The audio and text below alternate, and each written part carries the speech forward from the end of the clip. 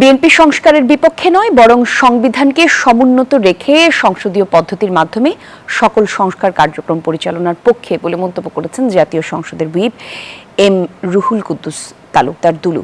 শনিবার সকালে রাজধানীর প্রেস ক্লাবে নাটোর জেলা সাংবাদিক সমিতি আয়োজিত সংবর্ধনা এবং ঈদ পুনর্মিলনী অনুষ্ঠানে এসব কথা বলেন তিনি। অনুষ্ঠানে তিনি বলেন, যে কোনো সংস্কার বা পরিবর্তন অবশ্যই সাংবিধানিক ধারাবাহিকতা বজায় রেখে সংসদীয় রীতিনীতির অনুসরণ করে করতে হবে। সংবিধানকে সমুন্নত রাখা এবং গণতান্ত্রিক প্রক্রিয়া বজায় রাখার উপর তিনি গুরুত্ব আরোপ করেন।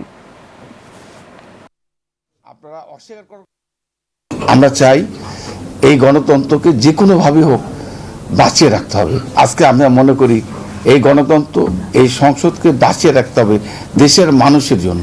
পৃথিবীর ইতিহাসে ব্যতিক্রম ধরে, অর্থাৎ ফ্যাসিস্টের লোকজন লক্ষ লক্ষ কোটি টাকা তারা দেশ থেকে পাচার করে নিয়ে চলে গেছে, ব্যাংক খালি করে দিয়ে গেছে।